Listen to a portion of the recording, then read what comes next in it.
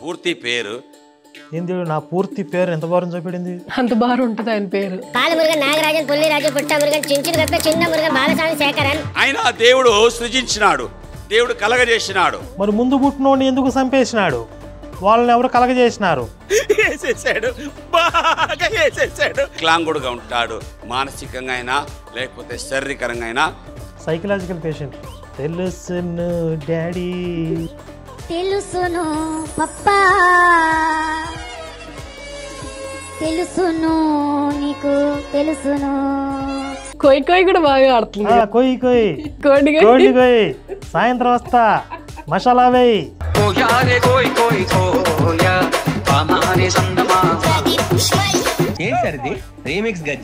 పొద్దున్న లేచి చేసేవాళ్ళం, సాయంత్రం చేసేవాళ్ళం, తప్పకుండా చేసేవాళ్ళం. ఏదో ఇంట్రెస్టింగ్ మ్యాటర్ చెప్తున్నాడు వీడు. దసరా బుల్లాడు వీడు కూడా అయితే. దసరా పిల్లాడు కాదు, Uppal Balu. Uppal Balu. You mean this guy Katraj? yes that Katraj. Muslims కూడా కొట్టేవాళ్ళం, క్రిస్టియన్స్ కూడా కొట్టేవాళ్ళం. ముస్లిమ్స్ కొడితే బతుకుతాడు వీడు. ఇప్పుడు వీడు దమ్ముంటే ముస్లిమ్స్ కాలనీకి వెళ్ళి సువార్త చెప్పమనండి వీడిని. పరమ లుచ్చాగాళ్ళకి, పోరంబొగ్గాళ్ళకి, పనికి మాలిన వెధవలకి యేసు వాళ్ళ ముడ్డు చుట్టూ తిరుగుతా నాకు సేవ చేయండి, నేను ఎంచుకున్నాను. ఇక అదే ఆయన డ్యూటీ. నాకు చాలా బాడీ, ఒక్కొక్కసారి 20 మంది వస్తే కూడా ఫైట్ చేసేది. ఇంత మాదిరి అసలు ఫైట్.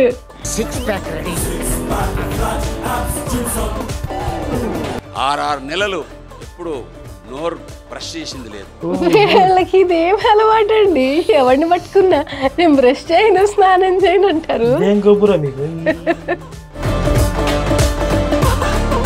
వీడింత డర్టీ ఫెలో, వీడు మమ్మల్ని హోమోసెక్షువల్ అయినా చేసేస్తాడు.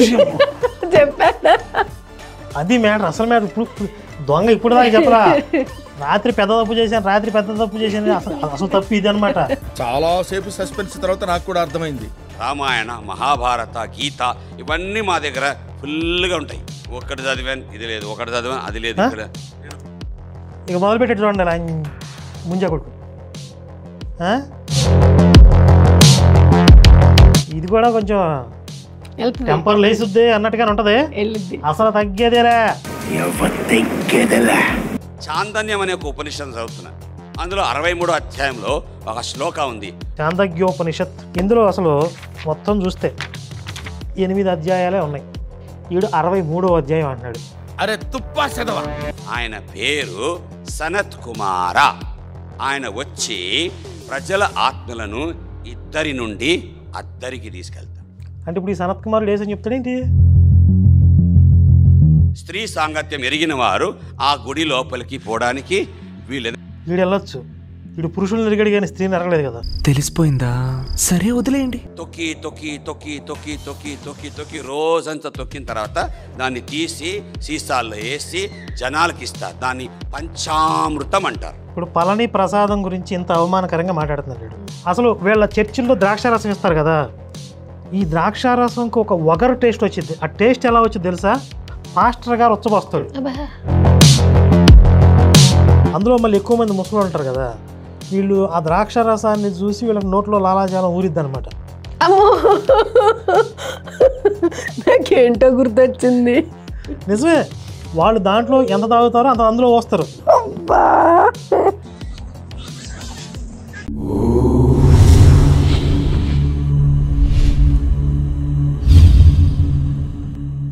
నమస్తే, welcome to testimony trolls. Marketing మతం చెప్పించే లుచ్చా సాక్ష్యాలని వెలికి తీసి ఎండగడుతున్నటువంటి టెస్టిమనీ ట్రోల్స్ అప్రతిహతంగా కడుపుబ్బా నవ్విస్తూ మిమ్మల్ని అందరినీ ఎంటర్టైన్ చేస్తూ ముందుకు దూసుకుపోతూ ఉంది. మరి ఈరోజు ఎపిసోడ్లో ఒక కామెడీ ఆర్టిస్ట్, జూనియర్ ఆర్టిస్ట్ రెడీగా ఉన్నాడు. ఈయనకి పెట్టిన తంబే చాలా విచిత్రంగా ఉంది.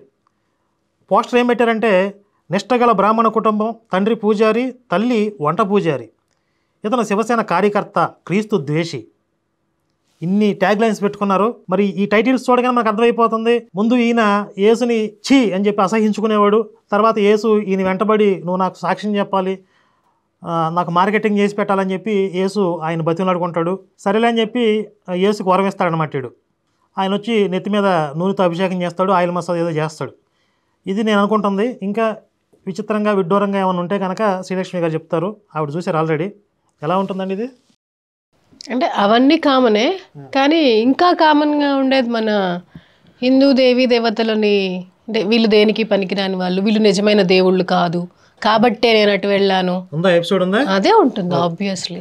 ఈ దొంగ సాక్ష్యాల్లో మన దేవీ దేవతల పేర్లు ఎత్తకుండా, మన హిందుత్వం జోలికి రాకుండా వీళ్ళు మార్కెటింగ్ చేసుకోలేరు. ఈ సందర్భంగా ఒక 2 ముఖ్యమైన విషయాలు. ఈ దొంగ సాక్ష్యాల్లో దైవదోషణ చేస్తూ విశృంఖలంగా చెలరేగిపోతున్నటువంటి ఈ మాఫియాని నియంత్రించాలి, వీళ్ళకు అడ్డుకట్ట వేయాలి, వీళ్ళ నోర్లు మూపించాలి. అంటే అన్ని వర్గాలలో అన్ని రంగాల్లో ఉన్నటువంటి యావత్ హిందువులు కూడా కళ్ళు తెరవాలి, నోరు విప్పాలి, గొంతెత్తి ప్రశ్నించాలి అని చెప్పి దీని మీద ఒక ఉద్యమం లాగా మేము రూపొందిస్తూ ఉన్నాం. దీనిలో భాగంగా జనవరి నెల 19వ తారీఖు ఆదివారం నాడు హైదరాబాద్ మహానగరంలో ఒక పెద్ద ర్యాలీని కూడా నిర్వహిస్తూ ఉన్నాం. దీనికి ప్రతి ఒక్కరూ కూడా హాజరై మీ మద్దతు తెలియజేయాలని కోరుకుంటూ ఉన్నాం. సంప్రదించాలనుకునే వాళ్ళు ఈ క్రింది వాట్సాప్ నెంబర్లకి మీ వివరాలు పంపించండి. ఇక రెండవది, శివశక్తి వార్షిక నిధి సేకరణ ప్రారంభించాం. ఒక వారం రోజులైంది. ఇంకా ఎంతోమంది స్పందించాల్సిన అవసరం ఉంది. ప్రధానంగా ఈ యూపీఐ ట్రాన్సాక్షన్స్ ఫెయిల్ అవ్వడం వల్ల చాలా సమస్య వస్తుందని ఆల్రెడీ మీ అందరికీ చెప్పడం జరిగింది. దానికి ఆల్టర్నేటివ్గా 2-3 మార్గాలు కూడా చూపించాం. ఒకటి, ఫోన్పేలో అకౌంట్ నెంబర్ యాడ్ చేసుకోవటం, లేదా నెట్ బ్యాంకింగ్లో అకౌంట్ నెంబర్ యాడ్ చేసుకోవటం, ఇంకా క్యూఆర్ కోడ్ని ఉపయోగించి కూడా డొనేషన్ పంపించవచ్చు. ఇంతకుముందు వీడియోలో ఒక కామెంట్ ఏంటంటే, అన్న మీరు దీనంగా అడగట్లేదు డొనేషన్స్ అని చెప్పి. దీనంగా నేను ఎందుకు అడగాలి అంటే, నా అవసరం కోసమో నా వ్యక్తిగత కష్టం వస్తే నేను వచ్చి మిమ్మల్ని దీనంగా అడిగితే బాగుంటుంది. ఇప్పుడు మనం చేస్తున్న పని హిందుత్వం కోసం, హిందూ సమాజం కోసం, దేశం కోసం. ఇది నేను డిమాండ్ చేసి అడగాల్సిన అవసరం కూడా ఉంటుంది. కనుక ఈ వార్షిక నిధి సేకరణని విజయవంతం చేయడానికి ఇంకా స్పందించిన వాళ్ళు ఉంటే ఒక్క నిమిషం ఈ వీడియోను పాజ్ చేసి మీ వంతు సహకారాన్ని అందించండి. ఇక్కడ ఒక చిన్న సంకల్పం కూడా అనుకోండి. మీరు మనసులో మేము పంపించేటటువంటి ఈ విరాళం శివశక్తికి మరింత బలాన్ని చేకూర్చి మత మార్పిడి రాక్షసిని భూస్థాపితం చేయడానికి ఒక పిడికిడు మట్టిగా ఉపయోగపడునుగాక.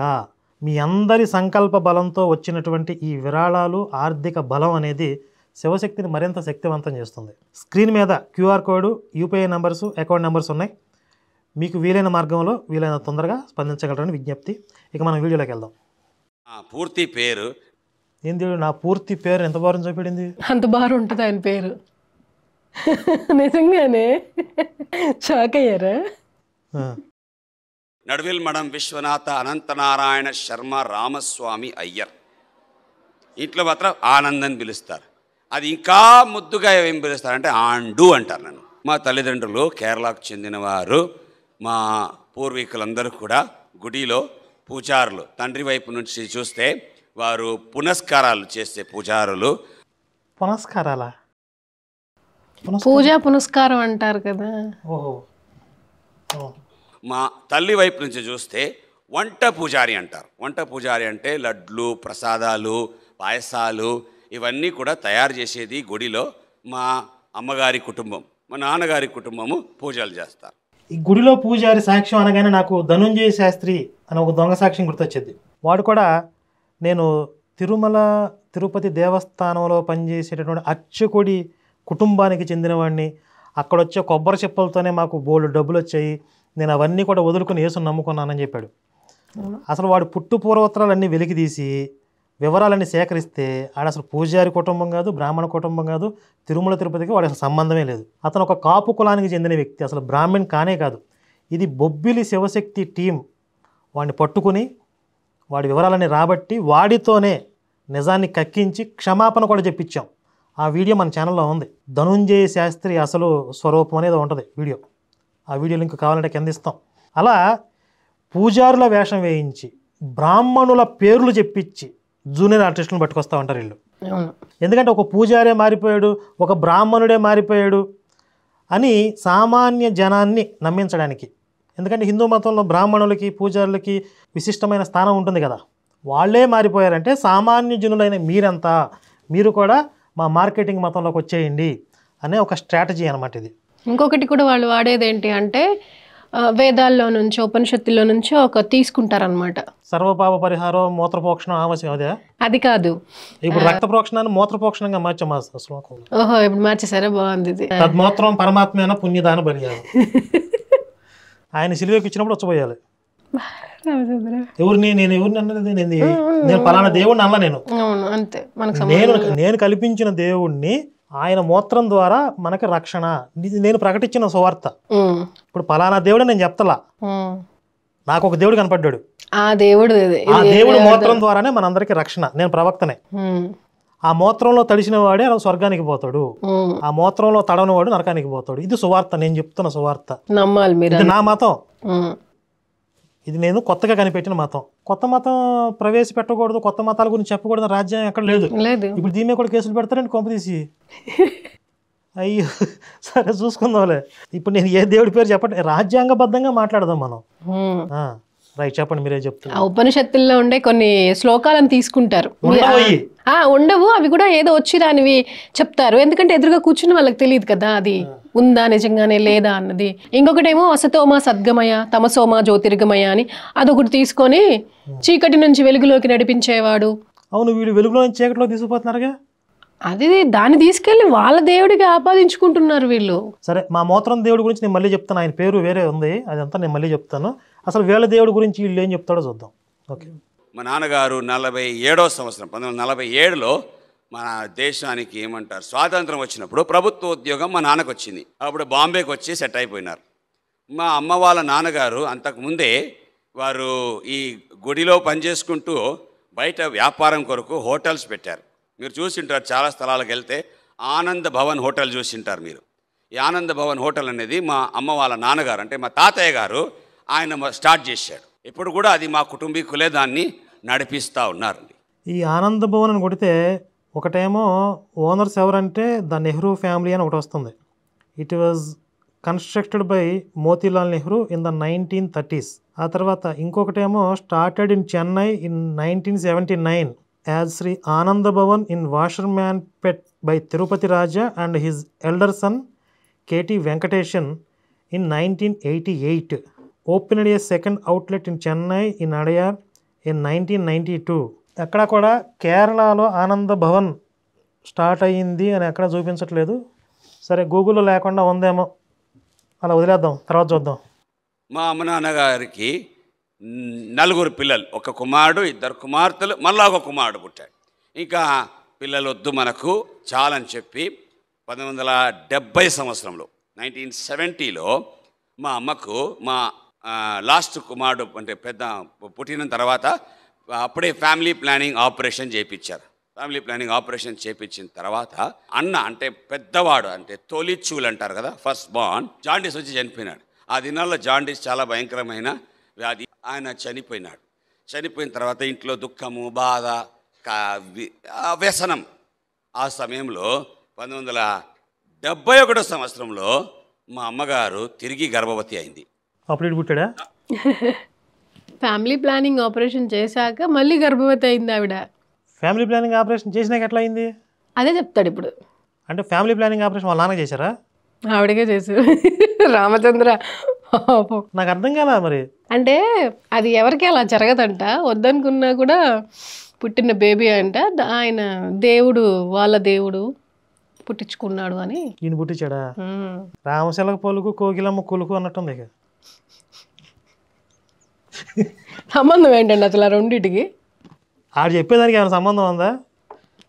అయితే ఓకే. డాక్టర్స్ చెప్పారు ఇట్లా 10,000లో ఒకటి కావచ్చని. అంటే ఫెయిల్ అయింది అని. 10,000లో ఒకటి కాదు. కానీ అయ్యో, పరిశుద్ధాత్మ వల్ల గర్భవతి అయిందని చెప్పలేదు. ఇంకా సంతోషం. కాబట్టి మా అమ్మ నాన్నకు అవసరం లేదు, ఆయన దేవుడు సృజించినాడు, దేవుడు కలగజేసినాడు. మరి ముందు పుట్టినోడిని ఎందుకు చంపేసినాడు? వాళ్ళని ఎవరు కలగజేసినారు? దానికి ఒక లెక్క ఉండాలి కదా మరి. కదా మరి వాళ్ళని పట్టించుకోకుండా నేను మాత్రం ఎందుకు పట్టించుకున్నాడు? ఇప్పుడు ఆయన ప్లానింగ్లో ఈడు పుట్టడం అనేది ఉందనుకుందాం. మరి వీళ్ళ తల్లికి గర్భశోకం ఎందుకు కలిగించాలి అనవసరంగా? ఉత్తి పుణ్యానికి పూర్వజన్మలు ఉండవు కదా వీళ్ళకి.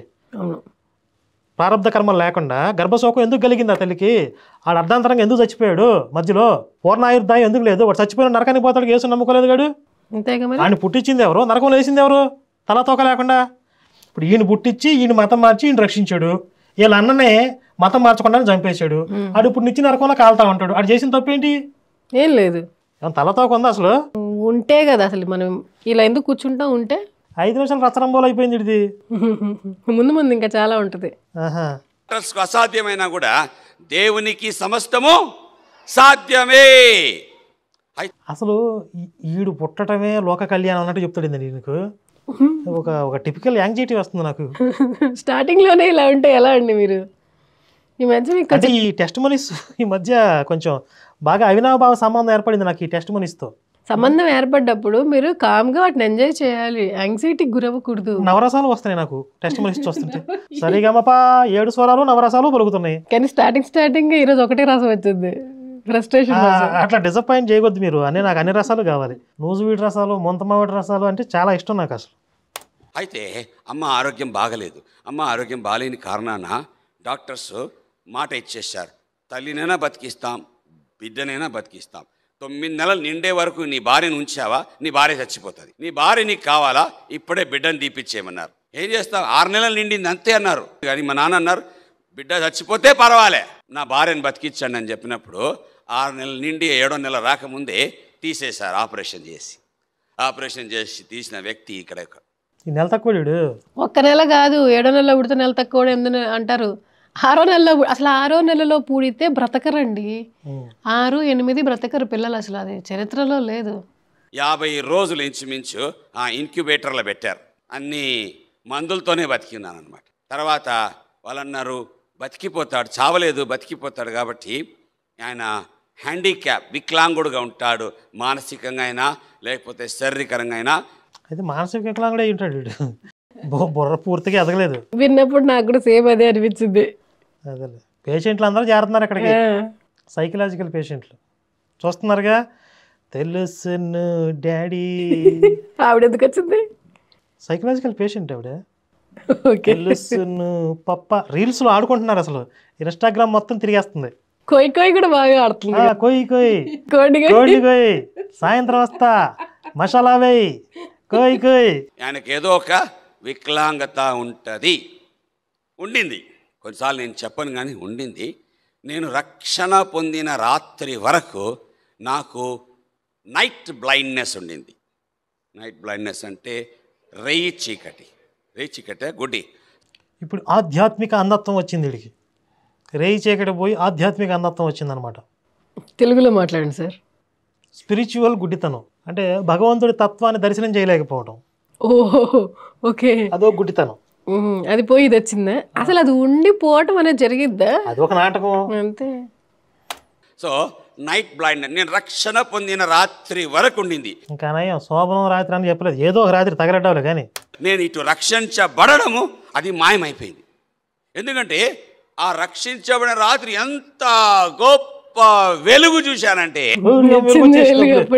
ఈ వెలుగు వచ్చేసింది అప్పుడే. స్టార్టింగ్ లో వెలుగు వచ్చింది. స్వరం ఎప్పుడు వచ్చింది? చాలా టైం పడుతుంది స్వరం రావడానికి. అంటే కాంతి వేగం ఎక్కువ కదా శబ్ద వేగం కంటే. అందుకని సెకండ్కి 3 లక్షల కిలోమీటర్ల వేగంతో కాంతి ప్రయాణించింది కాబట్టి శబ్ద వేగాన్ని మించి అంత తొందరగా వచ్చేసింది అనమాట వెలుగు. ఇప్పుడు మా పెద్దక్క ఉంది కదా, ఆమెకి ఎప్పుడైనా కోపం వచ్చిందనుకోండి, నేను ఎక్కువ చెప్తాను యేసు ప్రభు గురించి, ఏమైనా ఇంటికి వెళ్ళి ఎక్కువ మాట్లాడినది అనుకోండి, ఆమె కోపం వచ్చేస్తుంది. వాళ్ళ కోపం వచ్చిందంటే ఇక పాత తీస్తారు, అన్నీ ఘటం తీసి డబా డబా డబా కొడతారు నా మీద. అంటది, చి పనికి మాలనోడా, పోయి ఈ ఏమంటారు అంటే అంటురాని వాళ్ళ దగ్గర పోయి చేరుకున్నావా నువ్వు అని చెప్పేసి. మా అక్క ఏమంటుందంటే, నేను చిన్నగా ఉన్నప్పుడు మా అమ్మకు పాలు లేదు, అమ్మ బాగాలేదు కాబట్టి పాలే లేదు. 50 రోజులు నేను ఇంక్యుబేటర్లు అంటే ఇంకా పాలు ఎక్కడ వచ్చేది, పాలు రాలే, ఏం రాలేదు. అప్పుడు మా అక్క వాళ్ళు ఏం చేశారంటే, నేను ఏడ్చినప్పుడు హాస్పిటల్లో వేరే తల్లుల దగ్గర తీసుకెళ్తారు.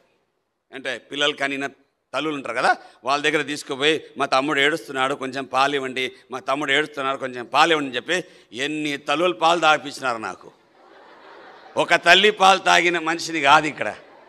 ఇప్పుడు మా పెద్దక్క ఏమంటుందంటే, ఆ రోజు ఏ క్రైస్తవరాలు నీకు పాలిచ్చిందో తెలియదు, సావు నీకు, పోయి క్రిస్టియన్ అయిపోయినావు, పోయినావు ఆ జాతికి పోయినావు అని చెప్పేసి, ఆ జాతి క్రిస్టియన్ అయిపోయినావు అని చెప్పేసి. అప్పుడు చాలామంది తల్లుల దగ్గర పాలు తాగారని చెప్పాడు కదా, వాళ్ళందరూ క్రైస్తవులేనా? మరి హిందుత్వ తల్లులు కూడా పాలు ఇచ్చుంటారు కదా, తాగి ఉంటాడు కదా. అంటే ఇప్పుడు తల్లి పాలు తాగి రొమ్ము గుద్దే బ్యాచ్ అనమాట వీడు. అంతే మరి. ఒకవేళ నువ్వు అక్కకు చెప్పాను నేను, అక్క నువ్వు చెప్పేది నిజమైతే చాలా థ్యాంక్స్. ఎందుకు, నువ్వు క్రైస్తవరాల దగ్గర తీసుకుపోయి పాలు ఇప్పించినావు కదా, ఆమె ప్రార్థన చేసి పాలు ఇచ్చింటుంది అంతేగా. క్రైస్తవురాలు ఏం చేస్తుంది పాలిచ్చేటప్పుడు ప్రార్థన చేసి పాలిచ్చింటుంది. అప్పుడు ఏం ప్రార్థన చేసింటే, ప్రభువా ఎవరు బిడ్డనో నాకు తెలియదు, పాలిస్తున్నాను, నా పాల రుణం నాకు తిరిగి రావాలా, నేను జీవితాంతం సేవ చేస్తే కూడా ఆ తల్లి పాలు రుణం నేను తీర్చుకోలేనండి. సరే, వీడి సొంత తల్లి రక్త మాంసాలు పంచుకొని పుట్టాడు, మరి ఆ తల్లి రుణం ఎలా తీరిద్ది? జస్ట్ ఒక రోజు పాలు తాగితేనే అంత రుణపడిపోతే 6 నెలలు పోని 6 నెలలు 7 నెలలు నీకు రక్త మాంసాలు ఏర్పడటానికి కారణమైన తల్లి గర్భం, ఆవిడ రుణం ఎలా తీర్చుకుంటావు? తర్వాత భరత భూమి, ఇది కూడా మనకు ఒక తల్లి, ఈ తల్లి రుణం నువ్వు ఎలా తీర్చుకుంటావు? మీ అక్క చెల్లెళ్ళు లేకపోతే 2 అక్కలు ఉన్నారు, వాళ్ళు నిన్ను మోసుకుపోయి అక్కడ పాలు ఇప్పించి, లేకపోతే నువ్వు ఏడుస్తుంటే నిన్ను ఎత్తుకుని నీ ముడ్డి గడిగి వాళ్ళు సేవలు చేస్తే నువ్వు పెరిగావు, వాళ్ళ రుణం ఎలా తీర్చుకుంటావు? ఇప్పుడు ఆ అక్కల మీద తగులాడుతున్నావు నువ్వు, అంటే అక్కలకు రుణం లేవా? నిన్ను పెంచిన అక్కల అమ్మలు కాదా? వాళ్ళంతా సంబంధం లేదు, వీళ్ళు ఈవిడ ఒక్కటే. ఎవరో ఒక ఆవిడ పాలు ఇచ్చిందంట, ఆవిడికి రుణపడిపోయాడంట, అది కూడా ఇచ్చిందో లేదో తెలీదు. అది అయితే ఇప్పుడు వాళ్ళ అక్క వాళ్ళు ఈయన రేచీకటి పోయింది అని అన్నాడు కదా, ఈయన రక్షణ పొందగానే అది పోయింది అని తెలిసినప్పుడన్నా ఏదో మహిమ జరిగిందని వాళ్ళ అక్క వాళ్ళకి మార్పు రావాలిగా. మరి అది నాటకం అయి ఉంటుంది. అది అదే వాళ్ళ అక్క లాజిక్ ఎక్కడ ఉంటుంది? చిన్న వయసు నుంచే మాకు మా పూజలు పునస్కారాలు నేర్పిస్తూ వచ్చారు. 7 సంవత్సరాలు ఉన్నప్పుడు నాకు జంజం వేశారు. మేము బ్రహ్మచారులుగా ఓం భవది భిక్షాం దేహి అని చెప్పేసి పూజలు పునస్కారాలు, గాయత్రి మంత్ర జపాలు, సంధ్యావందనాలు. వీళ్ళకి ఓతపదం ఒకటి ఉంటుంది ప్రతి టెస్ట్ మీద, పూజలు పునస్కారాలు, ఇది ఓతపదం అనమాట. అంతేనా? అవును. అసలు ఈ భవతి భిక్షాందేహి అని చెప్పి పూజలు పునస్కారాలు చేస్తారా? వాటికి పూజలు పునస్కారాలు ఎందుకు ఉంటుంది? అదే కదా. ఒకవేళ బ్రాహ్మణులకి ఆ భిక్షాటన వృత్తి ఏదో శాస్త్రపరంగా కొన్ని రోజులు ఉన్నా అక్కడ పూజలు పునస్కారాలు ఏముంటాయి? ఇవన్నీ ఒకవైపు చాలా నిష్ఠగా చేసేవాళ్ళం, కట్టుకట్టుకొని చేసేవాళ్ళం, పొద్దున్న లేచి చేసేవాళ్ళం, సాయంత్రం చేసేవాళ్ళం, తప్పకుండా చేసేవాళ్ళం. పూజలు చేయడానికి నంబర్ 1 ఉండేవాన్ని. అయితే ఏ విధంగా పూజలు చేస్తున్నానో ఆ విధంగా పాపాలు చేస్తున్నాను. 7 సంవత్సరాలకే ఏదో ఇంట్రెస్టింగ్ మ్యాటర్ చెప్తున్నాడు వీడు. దసరా బుల్లాడు వీడు కూడా. అయితే దసరా బుల్లాడు కాదు, Uppal Balu. Uppal Balu, you mean this guy Katraj? Yes, that Katraj. ఆయన చెప్పుకుంటాడు. ఇంట్రెస్టింగ్ ఉంది మ్యాటర్, అసలు ఇప్పుడు స్పైసీగా వచ్చింది. పూజలు పాపాలు కలిసే పోతున్నాయి అన్నమాట. ఇది ఒక చాలా విచిత్రమైన నా జీవితం. అందరు నన్ను మంచోడు అనుకుంటున్నారు, కానీ నా లోపల నుంచి నాకు తెలుసు మంచోడు మంచం కొచ్చపోసాడంట. చెడ్డ మాటలు, అబద్ధాలు, దొంగతనాలు ఇట్లా అన్నీ వస్తూ ఉన్నాయి. ఇప్పుడు వీడిని పుట్టించింది ఇలా దేవుడు, అంటే వీడు నమ్మిన దేవుడు అని చెప్తున్నాడు. క్రైస్తవుల తల్లి పాలు తాగాని అంటున్నాడు. ఈ చెడ్డ బుద్ధులు ఎలా వచ్చినాయి మరి? అక్కడ నుంచి వచ్చాయి, అక్కడ పొల్యూట్ అయ్యాడు అన్నమాట వీడు. అవును, ఆ క్రైస్తవుల తల్లి పాలు తాగి పొల్యూట్ అయ్యాడు. సాంప్రదాయబద్ధంగా ఇప్పుడు వీళ్ళ అక్కలకి చెడ్డ బుద్ధి రాలేదు. వీళ్ళ అన్నలు అక్కలు అందరు బాగున్నారు. వీళ్ళ అన్న పెరిగాడు, వీళ్ళ అన్న పెరిగి 23 సంవత్సరాలు 20 సంవత్సరాల వయసు వచ్చేదాకా చక్కగా మంచిగానే పెరిగి రోగం వచ్చిపోయాడు. వీళ్ళు ఇంకా ఇంకొక అన్న కూడా ఉన్నాడు కదా, మొత్తం 4 కదా. 2వ అన్న ఉన్నాడు, బాగానే ఉన్నారు వాళ్ళు. వీడి అన్న వీడి అక్కలు బాగానే ఉన్నారు, వీడికే చెడ్డ బుద్ధులు వచ్చినాయి క్రైస్తవుల తల్లిపాలు తాగకపోవడం వల్ల, తాగటం వల్ల. అంతే కదా? అంతే. 7th క్లాస్ నుంచి నాకు పొగ తాగడం అలవాటు అయిపోయింది. ఫ్రెండ్స్ని బట్టి 7th క్లాస్ ఫ్రెండ్స్తో పాటు వెళ్ళడము, వాళ్ళు తాగుతున్నారు, నేను తాగుతాను అయిపోయింది. 10th క్లాస్ నుంచి నాకు మత్తు పదార్థం అంటే ఉంటారు ఆల్కహాల్ డ్రింక్స్. అసలు మ్యాటర్ ఎప్పటి నుంచి స్టార్ట్ అయింది చెప్పది? అది మ్యాటర్ ఇక్కడ. ఇది త్రాగడం మొదలు పెట్టారనమాట. ఈ విధంగా నా జీవితం అనేది స్కిప్ చేస్తున్నాను, నేను ఒప్పుకోను. 7th అది స్టార్ట్ అయింది, 10th ఇది స్టార్ట్ అయింది, తాగుడు పొగ తాగడం. చెప్తానులేండి, అంటే అలాంటి మరీ చెప్పుకుంటే బాగదు కదా, 1, 2 అలా హింట్ ఇస్తాడు అంతే. సరే, అసలు లేదంటే బిట్ లేదంటే ఒప్పుకొని నేను. దారి తప్పిపోతా వచ్చింది. చిన్నప్పటి నుంచి కూడా మేము ఎప్పుడు కూడా ఏమంటారు క్రిస్టియన్స్ని, ముస్లిమ్స్ని ఎప్పుడు కూడా మేము దూరం పెట్టేవాళ్ళం. మేము బ్రాహ్మణులు కనుక వాళ్ళతో కలిసేది లేదు, అంటకూడదు అని నేర్పిస్తూ వచ్చారు. మేము పూజారులం, వాళ్ళు ముట్టుకోకూడదు మమ్మల్ని అని, ఆ విధంగా దూరం ఉండేది అనమాట. ఇప్పుడు బ్రాహ్మిన్స్ అనేవాళ్ళు వాళ్ళు నియమాలు నిష్టలు పాటించేటప్పుడు, మడి కట్టుకుని మడి ఆచారాలు పాటించేటప్పుడు హిందువులైనా దూరంగానే ఉంటారు. ఓన్లీ క్రిస్టియన్స్ని ముస్లిమ్స్ని దూరం పెడతారా? అదేం జబ్బు ఇది చెప్పేది? అంటే రెచ్చగొట్టాలి కదా. ఇప్పుడు బ్రాహ్మిన్స్ మీద నెగిటివ్గా చెప్పాలి, బ్రాహ్మిన్స్ని చెడుగా చిత్రీకరించాలి.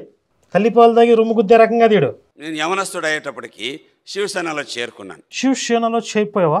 శివసేనలో మేము హిందూస్, మా గర్వం ఉంది అని, గర్వ్ సే కహోం హిందూ అని చెప్పి మా ఇంట్లో పెద్ద స్టిక్కర్ పెట్టేది. ప్రౌడ్ సే బోలో వీఆర్ హిందూస్ స్టిల్ నౌ.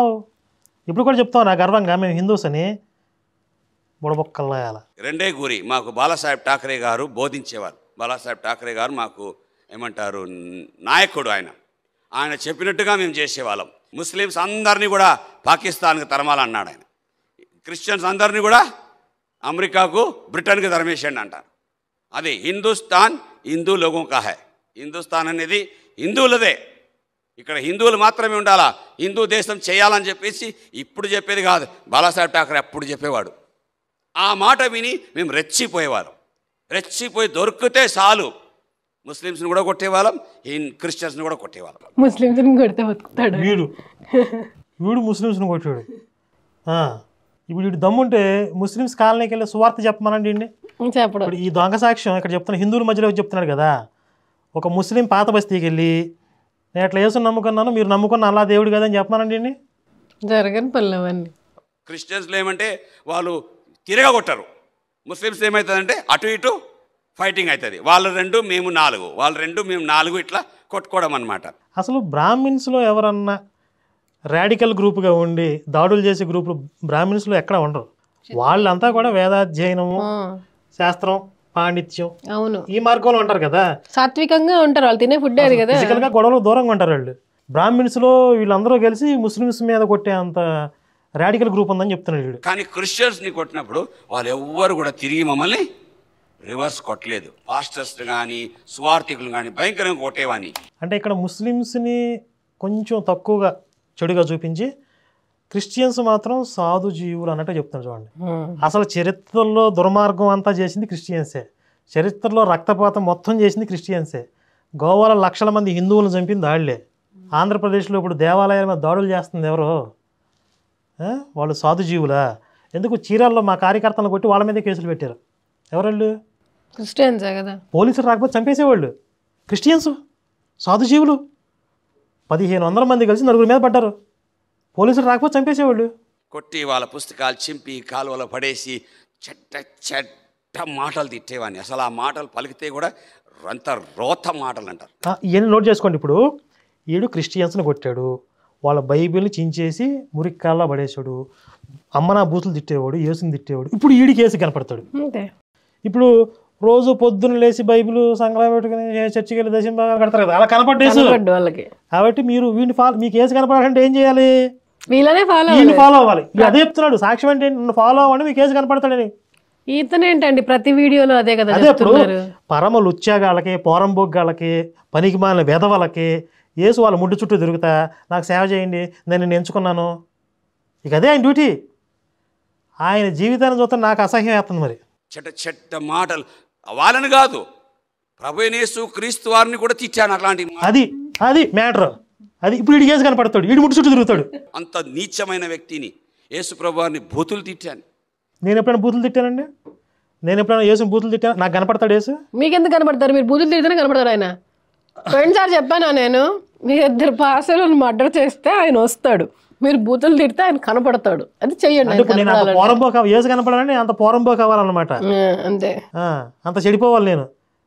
నాకు అవసరం లేదు, నేను అంత చెడిపోవాల్సిన అవసరం లేదు, వాళ్ళు యేసు నాకు కనపడాల్సిన అవసరం లేదు. నేను ఎలా పవిత్రంగానే ఉంటాను. ఇంత డర్టీ ఫెలో నేను. అది డర్టీ ఫెలోస్కే కనపడతాడు యేసు. నన్ను ఆయన ప్రేమిస్తాడా? అది అస్సలు లేదు. నేను కలలో కూడా ఊహించలేను యేసు ప్రభువారు నన్ను ప్రేమిస్తాడని. పరిస్థితి తారుమారైతా వచ్చింది. నా జీవితము నాస్తికులుగా అయిపోయినాను. ఇన్ని పూజలు చేశాను, ఇన్ని పునస్కారాలు చేశారు, నా జీవితం ఏం బాగా కావట్లేదు. ఎంత చేసినా కానీ ఐఎమ్ ద సేమ్. ఈడు అసలు 7వ తరగతిలో ధూమపానం మొదలుపెట్టాడు, 10కి ఏమో తాగుడు అన్నాడు, మళ్ళీ ఇన్ని పూజలు ఇన్ని పునస్కారాలు అంటాడు. ఎక్కడ చేసాడు?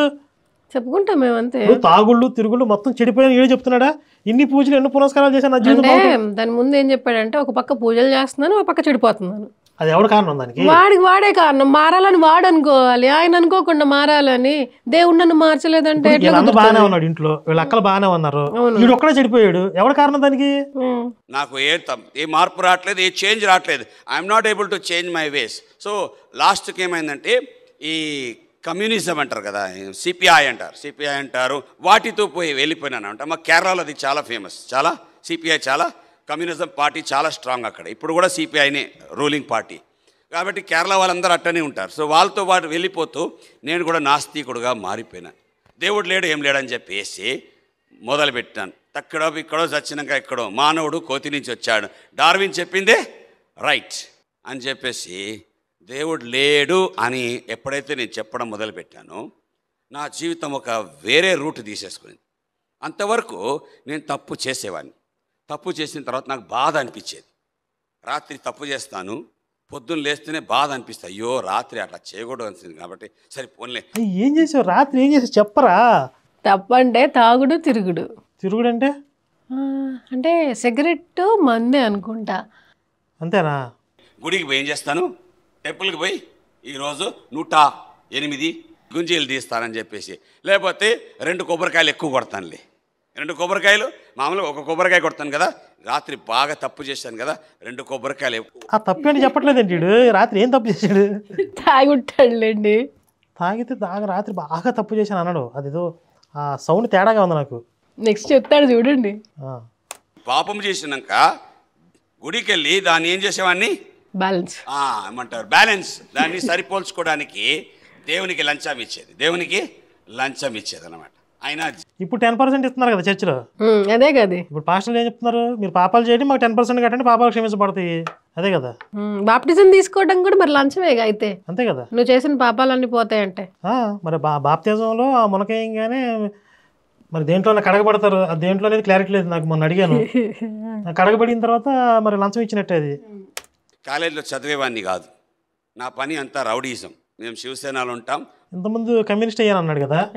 అన్నాడు. మళ్ళీ శివసేన మళ్ళీ ఏమో మరి. అంటే వీడికి ఏది అవసరమైతే, ఏ క్యారెక్టర్ అవసరమైతే అక్కడ అట్లా మార్చేసుకుంటాడు అనమాట.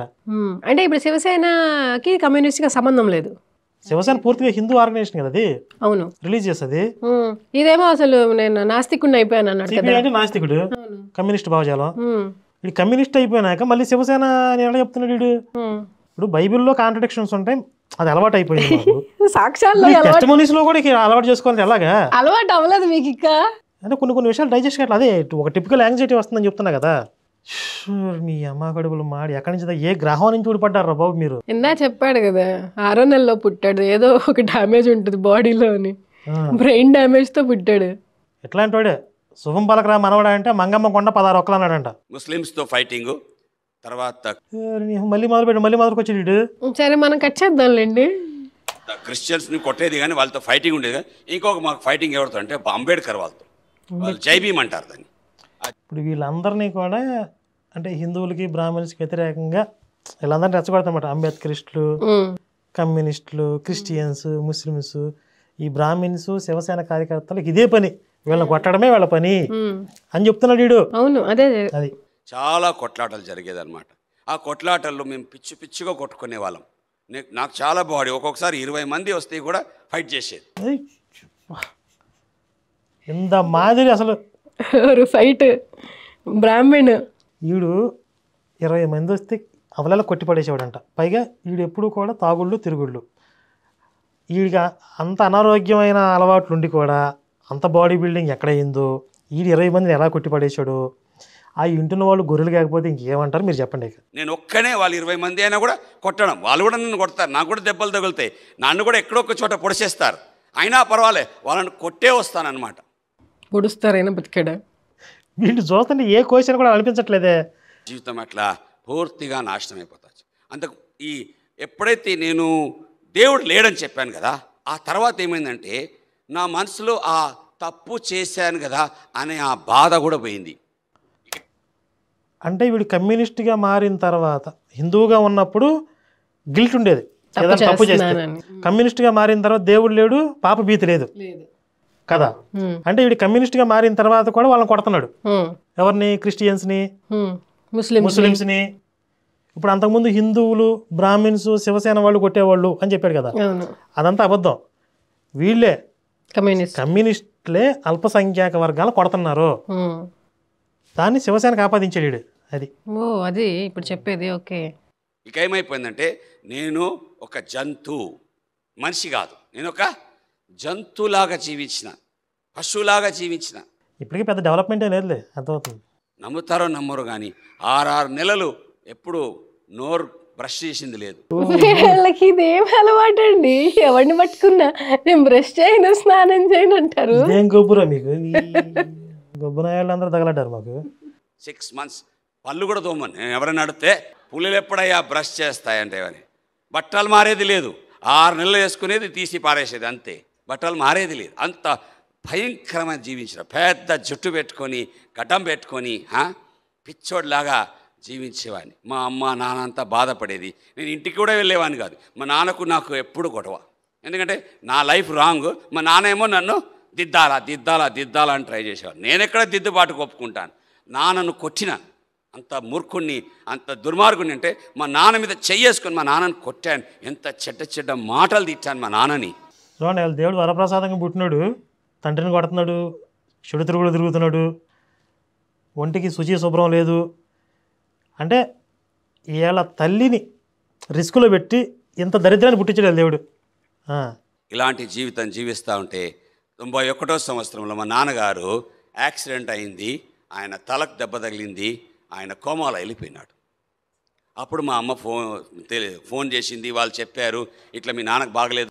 కన్ఫ్యూజ్ అయ్యాడు. 1991లో ఫోన్ ఉండలేరు డౌట్ వచ్చింది. ముందు చెప్పేశాడు ఫోన్ అని, 91లో మళ్ళీ ఫోన్ ఉండలేవు అని ఆడికే డౌట్ వచ్చింది. అందుకని వాళ్ళు చెప్పారు అక్కడ బాగలేదు వెంటనే రావాలంటే నేను మళ్ళా నాందేడ్ నుంచి బాంబేకి వచ్చాను. నేనే అనుకున్నాను, నాకు అర్థమైపోయింది నాన్న బాగలేదు యాక్సిడెంట్ అయిందంటే నేను అనుకున్నా ఓకే కథ. ఇప్పుడు 70లో పుట్టాడు కదా, 91 అంటే 21 సంవత్సరాలు. అంటే అంతకు ముందే వీళ్ళ నాన్న తన్నాడు. 17-18 సంవత్సరాల వయసు వచ్చేటప్పటికి వీళ్ళ నాన్న తన్నడం ఇవన్నీ చేశానని చెప్పాడు. అంతే. నేను అనుకున్నాను కథం పోతాం, ఇప్పుడు పెద్ద ఆస్తి ఉంది మా నాన్నకు. మా నాన్న సెంట్రల్ గవర్నమెంట్ జాబ్ చేశాడు.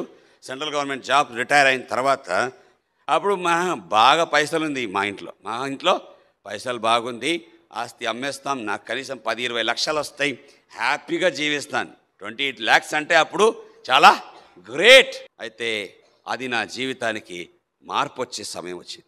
మా నాన్నగారు హాస్పిటల్ ఉన్నప్పుడు నేను రాత్రిపూట వెళ్తాను, పగలు వెళ్ళను. పొద్దున్న నుంచి నాకు అలవాటు, త్రాగాల, ఫ్రెండ్స్తో తిరగాల, రాత్రి సినిమా చూస్తాను. 9 to 12 అంటారు, దాన్ని ఏమంటారు నాకు తెలియదు. మ్యాట్నీ అయితే ఫస్ట్. అది అసలు హరికథలాగా వీడు చేసిన దరిద్రాలన్నీ చెప్తుంటే ఈ గొర్రెలని చెవులు రెక్కించుకుని ఎంత శ్రద్ధగా వింటారో, మధ్యలో నవ్వుకుంటూ. అంటే వీళ్ళకి హరికథా కాలక్షేపం అంటే ఈ బూతులు అనమాట, వీళ్ళు చేసిన దరిద్రాలు. అవి వినకపోతే వాళ్ళకి నిద్ర పట్టదు. ఇక ఇప్పుడు వాళ్ళు ఎలా తయారవుతారంటే ఈ రోజు ఒక బూతు కథ వినకపోతే వాళ్ళ రేపు నిద్ర పట్టదు. ఇక ఎవడో పోరం బొగ్గోడు కథలు చెప్పాలి వాళ్ళకి. ఆ పిల్లలు ఏం నేర్చుకుంటారు కదా.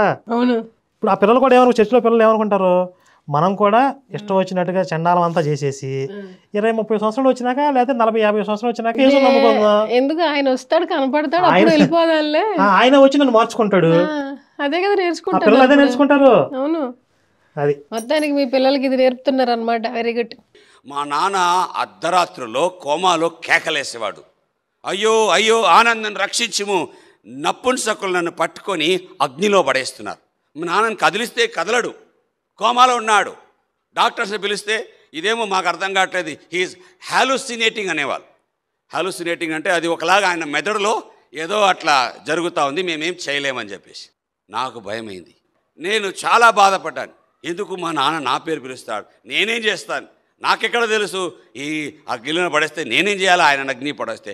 ఇది ఆలోచిస్తూ ఉండగా నాలో భయం వచ్చింది. ఏమనంటే మా నాన్న చనిపోతాడు, ఆయనకు తెలుస్తుంది, ఆయనకు కనబడుతుంది, ఆయనను అగ్నిలో వేస్తారని. సరే నాన్న పోతే పోయాడు, నేనెక్కడ పోతాను. ఎందుకు ఇప్పుడు చండాలం చేసింది తిరిగి కదా, వాళ్ళ బాబు బాగా బతికాడు కదా, ఆయన అగ్గిలో పడేస్తామంటే యేసు నమ్మలేదు కాబట్టి. ఇప్పుడు ఇంత చండాలం చేశాడు కదండి వీడు, ఇంత దరిద్రుడు కదా, ఇంత ఎదవ కదా, ఇంత పుండాకోరు కదా. ఈ పుండాకోరు, పోరంబోకు, దరిద్రపు కొట్టు, నీచాతి నీచుడిని యేసు తీసుకెళ్ళి పరలోకంలో పెడతాడు. చక్కగా నియమనిష్టలతో పరిశుభ్రంగా ఎవరికి ఏ హాని చేయకుండా బతికిన మంచి వాళ్ళు ఉంటారు కదా, వాళ్ళ బాబు లాంటి వాళ్ళు, వాళ్ళని తీసుకెళ్ళి నరకంలో వేస్తాడు ఆయన నమ్మలేదని చెప్పి. అది యేసు మాత్రం గొప్పతనం. అంతే. ఇప్పుడు వాళ్ళ నాన్న వేసి నమ్ముకోలేదు కదా, ఆయన బ్రహ్మాండంగా మంచి హ్యాపీ గవర్నమెంట్ జాబ్ చేశాడు, హ్యాపీగా లైఫ్ లీడ్ చేశారు వాళ్ళు. బ్రతికారు, బాగా ఆస్తులు సంపాదించుకున్నారు. వాళ్ళకి ఏం తక్కువైంది ఇప్పుడు? ఇప్పుడు ఈయన ఇలా చెడ్డగా మారిపోయాడు కానీ ఇప్పుడు వీడు దొంగ సాక్షులు చెప్పుకుని డబ్బులు సంపాదిస్తున్నాడు వీడు. నేను కూడా చచ్చిపోతాను, ఎందుకంటే నాకు తెలుసు నాకు చాలా శత్రువులు ఉన్నారు, పొంచుకొని ఉన్నారు నన్ను చంపాలని. ఎందుకంటే నేను అంతమందికి కీడు చేశాను. ఎవరో నన్ను చంపేస్తారు అని. ఎప్పుడూ ఇదే భయం. నేను చస్తే ఎక్కడ పోతాను, నేను చస్తే ఎక్కడ పోతాను, నరకానికే పోతాను. ఎందుకంటే అదేంటి ఇప్పుడు నాస్తికుడు అయిపోయిన తర్వాత చావు తర్వాత జీవితం అనేది వాళ్ళు నమ్మరు కదా. చచ్చిన తర్వాత ఎక్కడ పోతాం, భయం ఎందుకు వచ్చింది అసలు వీడికి? నేను చేసిన కార్యాలు అన్నీ చెడ్డవి కార్యాలు. అబద్ధాలు, దొంగతనాలు, మోసాలు, చెడ్డమాటలు. ఎవరితో అయినా సరే, అమ్మతో, నాయనతో, అక్కతో, అన్నతో, ఎవరితో నాకు సరిగా లేదు. నా ఫ్రెండ్స్ కూడా నాకు భయపడేవారు. ఎందుకంటే వీడు తాగేస్తే ఏమైనా ఇది ఇక్కడ వినండి, చాలా కాన్సన్ట్రేషన్తో ఏమైనా చేస్తాడు. వీడు ఇంత డర్టీ ఫెలో, వీడు మమ్మల్ని హోమోసెక్షువల్ అయినా చేసేస్తాడు. చెప్పాను. అది మ్యాటర్, అసలు మ్యాటర్. ఇప్పుడు దొంగ ఇప్పుడు దాకా చెప్పరా, రాత్రి పెద్ద తప్పు చేశాను అసలు తప్పు ఇది అనమాట. మగవాళ్ళ మీద పడతాడు వీడు. వాళ్ళ ఫ్రెండ్స్ కూడా భయపడేవాళ్ళట దగ్గరికి రావడానికి. పౌర్ణమి నాడు పురుషుడు, అమావాస్య నాడు ఆడపడుచు శేఖర పడితే అది అంత భయపడే వాళ్ళు. నేను తాగేస్తే వాళ్ళకి అంత భయం అనిపించేది, వీడు హోమోసెక్షువల్ అనేది. అసలు ఇంతకు మించిన దరిద్రాలు ఏమంటే వీడి జీవితంలో మొత్తం అన్ని కవర్ చేసాడు. అన్ని కవర్ చేస్తేనే ఏజ్ కనపడ్డాడు వచ్చి. అంటే అందరూ అన్ని చెప్పేశారు, ఇదొక్కటే ఎవరు చెప్పలేదు. ఒక స్పెషాలిటీ ఉండి నిజంగా చేసుకుంటాడు దరిద్రుడు. ఇప్పుడు మనకి హిందుత్వంలో దైవ సాక్షాత్కారం జరిగింది అనేవాళ్ళు వాళ్ళ అనుభవం చెప్పమంటే, నేను ఎన్నో రకాలుగా ఇబ్బందులు పడి, కష్టాలు పడి, తపస్సులు చేసి, పుణ్యం చేసి, దాన ధర్మాలు చేసి ఎన్నో చేసుకుంటూ పోతే ఎక్కడికో దేవుడు ఎన్నో పరీక్షలు పెట్టి చివరికి ఆయన ప్రత్యక్షమయ్యాడు. ఇలా ఉంటాయి మనకి. ఇక్కడ చూడండి, అసలు వీడు చేయని చండాలం లేదు, వీడు చేయని ఇక పెంట పనులు లేవు, అన్నీ చేసిన తర్వాత దేవుడు కనపడతాడు. అది అంటే వీళ్ళ దేవుడు కనపడడానికి అర్హతలు ఏంటి మీకు అర్థమవుతున్నాయిగా. అలా చేసిన వాళ్ళకి ఆయన కనపడతాడు. అంత నీచమైన జీవితం జీవిస్తూ వచ్చాను. భయపడేవాళ్ళు. 2 రోజు 3 రోజుకి అరుస్తాడు. నేను ఉన్నప్పుడే అరుస్తాడు, ఎందుకో తెలియదు. నేను అక్కడ హాస్పిటల్కి పోయి అర్ధరాత్రి పోతాను. నేను అర్ధరాత్రి అరుస్తాడు మా నాయన. నాకు భయం ఎక్కువైపోయింది. అసలు కోమాలో ఉన్న వాళ్ళు అరుస్తారా? అరిస్తే కోమా అంటారా? అన్నారు. కోమాలో చిన్న కదలికి వచ్చిన కదిలాడు అంటారు సినిమాల్లో. దాని కోమా ఎందుకంటారు? చిన్న ఆయన, పెద్ద నాయన వీళ్ళందరూ మా మీద ఒత్తిడి చేశారు. నా మీద, మా అన్న మీద ఒత్తిడి చేసి, మీరిద్దరు కూడా మా బ్రాహ్మణ ఆచారాలన్నీ వదిలేశారు, అందుకే దేవుళ్ళ కోపం వచ్చింది, మీ నాన్న పరిస్థితులు అయింది, మళ్ళీ ఆచారాలు మొదలు పెట్టండి అని. నాకు లేదు అప్పటికి. ఏంటిది? జంజం పీకేశాను. నేను జంజం తీసేసిన. మళ్ళా జంజం వేయించారు వాళ్ళు. మళ్ళా జంజం వేయించి మళ్ళా పూజలు, పునస్కారాలు, యజ్ఞాలు అన్నీ చేసినాం. మా నాన్న ఏం బాగా కాలే. అప్పుడు నాకు నేనే ఒక ఆలోచన వచ్చింది, ఎట్లయినా సత్యం తెలుసుకోవాలి. ఏదో దేవుడు ఉంటాడు కదా. ఇప్పుడు నరకం ఉంది అని మా నాన్నకు తెలుస్తూ ఉంటే, ఆ నరకం నుండి తప్పించేవాడు కూడా ఎవరో ఒకరు ఉండాలి కదా అని చెప్పేసి నేనే సత్యాన్వేషణ మొదలుపెట్టాను. కనుక్కోవాలా, తెలుసుకోవాలా. నేను ఎక్కడ పోవాలో తెలియదు. మా ఇంట్లో గ్రంథాలు ఉన్నాయి, పురాణాలు, ఉపనిషదాలు, వేదాలు, రామాయణ, మహాభారత, గీత, ఇవన్నీ మా దగ్గర ఫుల్గా ఉంటాయి. అవే తీసుకొని కూర్చున్నాను. ఒకటి చదివాను, ఇది లేదు, ఒకటి చదివాను, అది లేదు. ఇక్కడ ఇక మొదలుపెట్టి చూడండి అలా ముంజా కొడుకు. ఇప్పుడు మనం తిట్టాము అంటే తిట్టాము అంటారు, ఉత్తినే తిడతామా? ఇప్పుడు ఈ ముంజా కొడుకు అన్నీ చదివేశాడు. ఇప్పుడు ఇది లేదు, అది లేదు. నల్లట్ట బుక్ దొరికింది వీడికి. నల్లట్ట బుక్కులో అన్నీ కనపడ్డాయి వీడికి. అదే కదా చెప్పేది. ఇప్పుడు కొంచెం లాగ్ తర్వాత చెప్తాడు, ఇమీడియట్గా ఏం చెప్పడు. ఇది కూడా కొంచెం టెంపర్ లేసుద్ది అన్నట్టుగానే ఉంటుంది. అసలు తగ్గేదేరా. రోజంతా ఎక్కడ పోకుండా తలుపు వేసుకొని ఆ రోజు చదువుతా ఉన్నాను ఉపనిషదం. ఒక రోజు చదివితే ఎన్ని చదువుతాడు అసలు మనిషి అనేవాడు. మనం ఒక రామాయణాన్ని పూర్తి చేయడానికి కొన్ని నెలలు పట్టిద్ది. ఇది చదివేశాడంట. చిన్నప్పటి నుంచి శాస్త్రాధ్యయనం లేదు, సంస్కృతం నేర్చుకోలేదు, వేదాలు చదివేశాడంట. ఎట్లా చదువుతాడు? అప్పుడు చాందన్యం అనే ఒక ఉపనిషదం చదువుతున్నాను. అందులో 63వ అధ్యాయంలో ఒక శ్లోక ఉంది. అసతోమ సద్గమయ, తమసోమ జ్యోతిర్గమయ, మృత్యోమ అమృతం గమయ. అంటే అది ఒక ప్రార్థన, అది ఒక ప్రవచన. ఏమంటే అసత్యం నుండి సత్యంలోనికి, చీకట్లో నుండి వెలుగులోనికి, మరణంలో నుండి నిత్యాన్ని జీవంలోనికి నన్ను నడిపించు. దాని కింద 3 ఓములు వస్తాయి. ఓం ఓం ఓం అని చెప్తారు. ఈ ఓం అంటే చాలామందికి తెలియదు. ఓం అంటే వాక్యము. ఓం అంటే వాక్యమా? నేనేం చేయాలి? ఒకసారి చాందగ్యోపనిషత్, చాందన్యం అన్నాడు, చాందగ్యోపనిషత్ అది. అందులో ఉందేమో చూద్దాం. చాందగ్యోపనిషత్. ఇందులో అసలు మొత్తం చూస్తే 8 అధ్యాయాలే ఉన్నాయి. చాందగ్యోపనిషత్తులో 8 అధ్యాయాలు మాత్రమే ఉన్నాయి. ఈడు 63వ అధ్యాయం అంటున్నాడు. అసలు అసతోమ సద్గమయ తమసోమ జ్యోతిర్గమయ అనే మంత్రం బృహదారణ్యకోపనిషత్తులోది.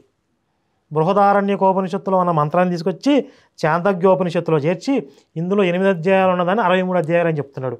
అది అక్కడ ఉన్న వాళ్ళు ఎవరికేం తెలియదు అలాగేం తెలుసు, బైబిలే తెలియదు వాళ్ళకి, నల్లట బుక్కే తెలియదు, ఇక ఉపనిషత్తులు ఏం చెప్తారు వాళ్ళు? ఏదో ఒక మంచి పేరు నోటికొచ్చింది చెప్పేస్తే ఒక శ్లోకం చదివిందా చెప్పాను కదా నేను, ఒక శ్లోకం చదివేస్తారు, వాళ్ళకి తెలియదు కదా మంత్రం. అది అసలు ఉపనిషత్తుల్లో ఉన్న వాటిని శ్లోకాలు మంత్రాలు అంటారు. చెప్పేవి అబద్ధాలు, ఆ పైన అజ్ఞానం. ఇంకా అసలే కోతి ఆపై కళ్ళు తాగింది అన్నట్టు ఉంటుంది వాళ్ళకి. వాక్యమే దేవుడు అనే అర్థం ఓం అంటే. నాకు తెలియదు అప్పుడు, నేను ఓం ఓం ఓం అని చెప్పుకున్నాను, కానీ అర్థం కాలేదు. కింద చూస్తే దానికి ఒక కమెంటరీ రాస్తారు కదా, బైబిల్ కమెంటరీ ఉంటుంది కదా, అట్లనే ఉపనిషత్తులో కూడా కమెంటరీస్ ఉంటుంది. బైబిల్కి కామెంటరీ ఎక్కడ చదివారు మీరు? అసలు నల్లట బుక్లో జనరల్గా ఉండే పుస్తకాలు ఎక్కడ కామెంటరీ లేదు. ఆ దిక్కుమాలిన భాష చాలామందికి అర్థం కావట్లేదు అని చెప్పి ఇప్పుడు లేటెస్ట్ వెర్షన్స్లో ఎక్కడన్నా కొన్ని పుస్తకాల్లో యాడ్ చేస్తున్నారు కామెంటరీ అనేది. బైబిల్లో కామెంటరీ ఉంటుంది కదా, అట్లాగే ఉపనిషత్తుల్లో ఉన్న వాటిని కాపీ కొట్టి బైబిల్లో యాడ్ చేశారని చెప్పట్లా దరిద్రుడు. ఆయనకి అదే తెలుసు కదా, బైబిల్ చదివాడు కదా, ఆయన చదవలేదు కదా. మా తాత నా పోలికే అన్నాడంట. ఇది కరెక్ట్. శ్లోకాన్ని, ఆ ప్రవచనాన్ని నెరవేర్చడానికి కలియుగములో ఒక వ్యక్తి వస్తాడు. ఆయన పేరు సనత్ కుమార. ఆయన వచ్చి ప్రజల ఆత్మలను ఇద్దరి నుండి అద్దరికి తీసుకెళ్తాడు. ఎవరబ్బాయినా అంటే ఇప్పుడు ఈ సనత్ కుమారుడు ఏసని చెప్తాడేంటి? అంతేగా మరి. అసలు కాదండి, ఈయనకి నోటికొచ్చింది చెప్పేసి ఆ నోటికొచ్చిన దాంతో ఒక స్టోరీ అల్లేసి ఇది ఉపనిషత్తుల్లో ఉంది అని చెప్పేసి ఇక కూర్చున్న వాళ్ళకి చెప్తున్నాడు. ఆ ఉపనిషత్తుల్లో ఉన్నది ఆ యేసు అని. దానికి లీడ్ ఇప్పుడు సనత్ కుమారుడు అని చెప్పాడు కదా, ఆ సనత్ కుమారుడిని మన దేవుళ్ళకి ఎవరికో ఒకళ్ళకి కనెక్ట్ చేయాలి కదా. సనత్ కుమారుడు అంటే బ్రహ్మ మానసపుత్రుడు. అవును, బ్రహ్మ అంటే యెహోవానా? రాత్రి నేను చదువుతున్నాను దాన్ని, ఎవరబ్బాయి సనత్ కుమార అంటే ఎవరబ్బా సనత్ కుమార? సనత్ అంటే నిత్యుడగు, కుమార అంటే దేవుని కుమారుడు. నిత్యుడగు దేవుని కుమారుడు ఈ గ్రంథంలో ఉన్నాడని నాకు తెలియలే.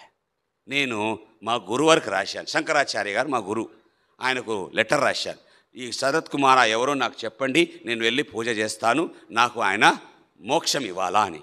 అప్పుడు వాళ్ళు నాకు రిప్లై ఇచ్చారు. మాకు మ్యాగజైన్ వస్తాయి ప్రతి వారము, మఠం అని, దాన్ని కృష్ణమఠం అంటారు, ఉడిపిలో ఉంటుంది కృష్ణమఠం.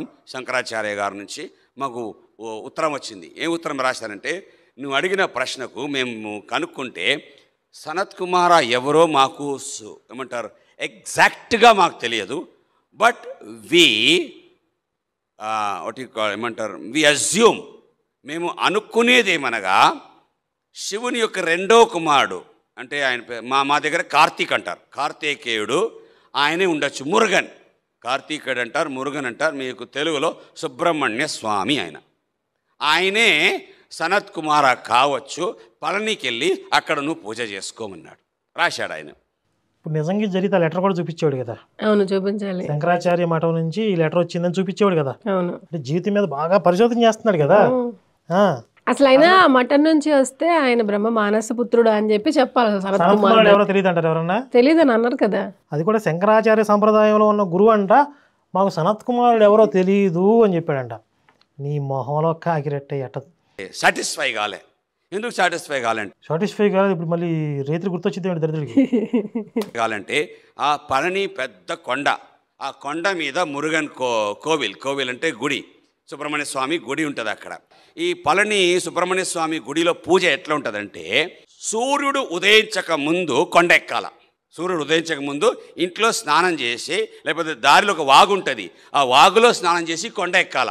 గుడి లోపలికి వెళ్తే పెద్ద తొట్టి ఉంటుంది, ఆ తొట్టిలో దిగాల. ఓన్లీ బ్రహ్మచారి, స్త్రీ సాంగత్యం ఎరిగిన వారు ఆ గుడి లోపలికి పోవడానికి వీళ్ళు. ఎందుకంటే సుబ్రహ్మణ్య వీడు వెళ్ళొచ్చు, వీడు పురుషులను ఎరిగాడు కానీ స్త్రీని ఎరగలేదు కదా. నాకు అదే డౌట్ వచ్చిందండి, ఇప్పుడు బ్రహ్మచారి కాదు కదా, అంటే స్త్రీలతో చేయలేదు కదా అంటేనేమో.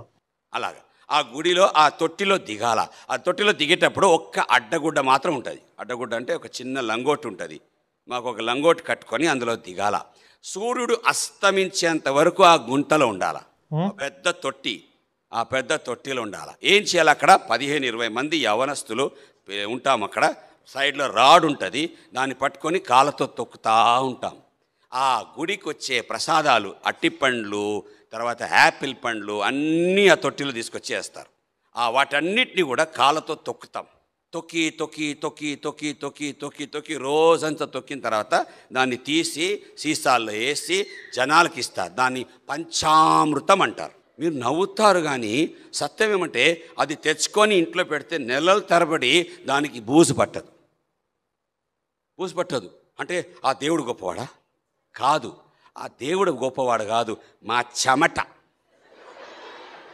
చెమట దాంట్లో కారుతుంది. కాబట్టి 20 మంది యవనస్తులు రోజంతా తొక్కుతూ ఉంటే ఆ గది లోపల ఆ గుంతలో ఆ చెమట పోయి పోయి పోయి ఏం చేస్తుందంటే అది పాడు కాకుండా దాన్ని భద్రం చేస్తుంది. ఇప్పుడు పళని ప్రసాదం గురించి ఇంత అవమానకరంగా మాట్లాడుతున్నాడు. నిజంగా పళని ప్రసాద తయారీ విధానం ఇలాగే ఉంటుందా?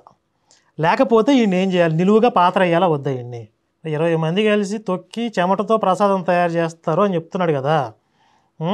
అసలు వీళ్ళ చర్చిల్లో ద్రాక్షారసం ఇస్తారు కదా, ఈ ద్రాక్షారసంకి ఒక వగరు టేస్ట్ వచ్చింది. ఆ టేస్ట్ ఎలా వచ్చింది తెలుసా? పాస్టర్ గారు ఉచ్చబోస్తాడు. పాస్టర్ పెళ్ళం ఉచ్చబోస్తే ఆ వగరు టేస్ట్ వచ్చింది అనమాట. దాన్ని విశ్వాసులు అందరికీ ఇస్తారు. ఇది నేను విన్నా. ఇప్పుడు నేను దీన్ని క్లెయిమ్ చేసుకోవట్లేదు, ఎక్కడో విన్నా. క్రైస్తవ సోదరులు, మా గొర్రె సోదరులు చెప్తే విన్నా నేను. పాస్టర్ పెళ్ళం ఉచ్చబోస్తే నాకు ఈ ఉచ్చతో అనుబంధం ఏంటో నాకు ఈ మధ్య బాగా ఎక్కువైపోయింది అసలు. అది ఆ వగరు టేస్ట్ వచ్చి బాగుండేదని చెప్తానంట విశ్వాసులు. చిన్నప్పుడు నేను యోహాన్ గారి చర్చికి వెళ్ళేటప్పుడు తెనాలి చర్చిలో ఒక అద్భుతం జరిగేది తెలుసా మీకు? నాకు తెలియదు, చెప్పలేదు మీరు ఎప్పుడు. అక్కడ రొట్టె ద్రాక్ష రసం ఇచ్చేవాళ్ళు. మీరు తీసుకున్నారా? బాప్తిజం తీసుకున్న వాళ్ళకే ఇస్తారు. నేను చిన్నపిల్లని కదా, అప్పుడు నాకు బాప్తిజం లేదుగా, నాకు ఇవ్వాల. ఓకే, అదొక అదృష్టం. మంచి పని, పోనీలేండి, తాగలేదు. ఆ రొట్టె ద్రాక్ష రసం ఒక పెద్ద ఇంత పీసు ఒకటే రొట్టె తీసుకొచ్చేవాళ్ళు. అది ఇట్లా ఇచ్చేవాళ్ళు. ఒక మగ్గులో ద్రాక్ష రసం పోసేవాళ్ళు. అది ముందు నుంచి స్టార్ట్ చేస్తే ఎండుకు వచ్చేదాకా, చివరి మనిషికి వచ్చేదాకా కూడా ఆ ద్రాక్ష రసం అయ్యేది కాదు, ఆ రొట్టె కరిగేది కాదు. అదొక అద్భుతం. అది వీళ్ళు ఏం చేస్తారంటే ఈ మగ్గు తీసుకెళ్ళి ఫస్ట్ పర్సన్కి ఇస్తారు కదా, వాడు తాగేటప్పుడు పక్కనే ఒక మనిషి నుంచి ఉంటాడు, ఎక్కువ తాగుతున్నాడా లేదా అని. అసలు ఆ పెదాల మీద అట్లా పెట్టకుండా తీసేయాలన్నమాట. అట్లా జస్ట్ అట్లా నోట్లోకి వెళ్ళిందా లేదా అన్నట్టు ఉండాలి. వాడు పక్కన కూర్చొని అట్లా చేతులు కట్టుకుని చూస్తూ ఉంటాడు పక్కన ఒకడు. అందులో మళ్ళీ ఎక్కువ మంది ముసలు ఉంటారు కదా, వీళ్ళు ఆ ద్రాక్ష రసాన్ని చూసి వీళ్ళకి నోట్లో లాలాజాలం ఊరిద్ది అనమాట. అమ్మో, నాకేంటో గుర్తొచ్చింది. నిజమే, వాళ్ళు దాంట్లో ఎంత తాగుతారో అంత అందులో పోస్తారు. అంటే ఇప్పుడంటే కొంచెం హైజెనిక్గా మారిపోయి ఎవరి కప్పు వాళ్ళకి అట్లా ఇచ్చారు. అప్పుడు అట్లా లేవు. నేను చెప్పేది 25-30 ఏళ్ల క్రితం. ఒకటే మొగ్గు అందరికీ సప్లై చేయాలి. ఆ రొట్టె కూడా ఇట్లా ఇలా చేతిలో తీసుకుంటారా, ఇలా కొరుకుతారు. అబ్బో, ఏంటి అది తుప్పుకొని లేదు, ఇట్లా కొరికిస్తారు ఇట్లా పట్టుకుని. వీళ్ళకి పళ్ళు ఉండవు కదా, అది రాదు. ఆ చప్పుడు ముత్త అంటారు. అది అది నోట్లో. అందుకే మీకు చివరికి వచ్చేదాకా అది అయ్యేది కాదు. ఈ ద్రాక్ష రసంలో కొంచెం తాగి తాకుండా కొంచెం ఉమ్మూసేవాళ్ళు. అందుకు ఈ చివరి దాకా వచ్చేదాకా అట్లాగే ఉండేది. అందుకే అదొక అదృష్టం. నేను తాగలేదని చెప్పే కదా, అదొక అద్భుతం. రొట్టె ద్రాక్ష రసం అద్భుతం అది. ఇప్పుడంటే పాస్టర్లు వచ్చబోతున్నారు అనుకోండి, అది వేరే విషయం. పళని ప్రసాదం అలా తయారు చేస్తారని చెప్పాడు కదా, మీ ఇంట్లో ట్రై చేయండి. ఒక టబ్బు పెట్టుకొని 4-5 రకాల ఫ్రూట్స్ వేసి సాయంత్రం దాకా తొక్కుతూ ఉండండి. మీ చెమట కూడా వేసి అందులో ఎలా తయారవుద్ది, పళని ప్రసాదం ఎలా ఉంది, 2 కంపేర్ చేసి చూడండి, అప్పుడు తెలుస్తుంది కదా. సగం పరువు సంతలో పోతే ఉన్న పరువు ఊళ్ళో పోయిందండి. ఈడి నెక్స్ట్ రేవు మళ్ళీ వచ్చే ఎపిసోడ్లో పెడదాం. ఆడుకుందాం. వీడి ఓ రేంజ్లో పెట్టాలి వీడికి రేవు, సాకి రేవు. చూసారా ఈ గాలి నా కొడుకులు అందరూ ఎట్లా తయారైపోయారు? ప్రతి పోరం బొగ్గోడు ఒక వేషం వేసుకోవటం, నేను పూజారిని అని చెప్పడం, రక్షణ పొందాలని సాక్ష్యం చెప్పడం, డబ్బులు దొబ్బటం. ఆ గుర్రప్పగాడు ఆడు 30 సంవత్సరాల నుంచి అదే పని, దొంగ సాక్ష్యాలు చెప్పకుండా తిరుగుతున్నాడు. పొన్నం నాకు దొంగ సాక్ష్యం. ఈ గొర్రెలు ఎవడొచ్చి పోరంబోక్ కథలు చెప్తాడు, ఎవడు గాలి మాటలు చెప్తాడో ఎదురు చూస్తూ ఉంటారు వాళ్ళు. వాళ్ళకి గాలి మాటలు చెప్పకపోతే వాళ్ళకి నిద్ర పట్టేదాకా అలవాటు అయిపోయింది వాళ్ళకి గాలి మాటలు విని. పాస్టర్లు కూడా ఎందుకు తీసుకొస్తున్నారు? ఈ గాలి మాటలు వినపడకపోతే గొర్రెలు ఉన్నట్లు ఆ చర్చిలో వీళ్ళ గాలి మాటలు చెప్పి వాళ్ళు నిలబెట్టుకోవాలి. ఈ పోరం బొగ్గాలను తీసుకెళ్తున్నారు. సరే, వచ్చే ఎపిసోడ్లో ఇంకా మన హిందుత్వం జోలికి, మన దేవాలయాల జోలికి, మన దేవీ దేవతల జోలికి వస్తున్నాడు కదా వస్తాడు. మరి దీనికి కౌంటర్లు ఇస్తుంటే నా మీద కేసులు పెడుతున్నారు కదా. ఇప్పుడు నేను వెనక దగ్గర ముడుసు కూర్చోవాలా ఇప్పుడు నేను? మరి వీళ్ళ మీద పెట్టరా ఎవరు? పైగా కొంతమంది ముందు కరుణాకర్ గారు మొదలుపెట్టాడు. ఎవడరా మొదలుపెట్టింది? ఈ దొంగ సాక్ష్యాలు చెప్పడం మొదలుపెట్టింది ఎవడరా? దేవీ దేవతల గురించి, దేవాలయాల గురించి, ఉపనిషత్తుల గురించి తెలిసి తెలియకుండా ఎవరు మొదలుపెట్టాడు రా హిందుత్వం జోలికి రావటం, హిందుత్వాన్ని కెలకటం? ఎవరు మొదలుపెట్టారు? ఒక అతను ఆ నాస్తికుడు ఎవరో నాకు సపోర్ట్గా వీడియో చేస్తే కింద కామెంట్లో ముందు కరుణాకరే మొదలుపెట్టాడు. ఆ కామెంట్లను చదువుతా, మీ అందరికీ రేవు పెడతా. గొర్రెన బట్టలారా, ముంజా కొడకలారా, ప్రతి ముంజా కొడుకును తయారవటం. సరే, వచ్చే ఎపిసోడ్లో మళ్ళీ కంటిన్యూషన్ ఉంటుంది. వీడికి రేవు ఏం వాగాడో చూసి దానికి తగిన విధంగా మన రెస్పాన్స్ ఉంటుంది. దానికంటే ముందు వీడియో ప్రారంభంలో చెప్పా కదా 2 ముఖ్యమైన విషయాలు. ఈ నెల 19వ తారీఖున ర్యాలీ జరుగుతుంది. దానికి ప్రతి ఒక్కళ్ళు హాజరవ్వడానికి ప్రయత్నించడం కాదు, ఖచ్చితంగా హాజరవ్వాలి. రెండోది శివశక్తి వార్షిక నిధి, ఇది విజయవంతం చేయాలి. ఈ వార్షిక నిధి అనేది కంప్లీట్ అయిపోతే మళ్ళీ మేము నెక్స్ట్ కార్యాచరణ మీద, ఈ 10th యానివర్సరీ కాబట్టి రాబోయేది ఈ 10వ సంవత్సరంలో శివశక్తి పెద్ద పెద్ద లక్ష్యాలు ఉన్నాయి, వాటన్నిటి మీద ఫోకస్ చేయాల్సిన అవసరం ఉంది. కాబట్టి వీలైనంత తొందరగా దాన్ని అచీవ్ చేయాలని మేము భావిస్తూ ఉన్నాం. జై శ్రీరామ్, భారత్ మాతా కీ జై.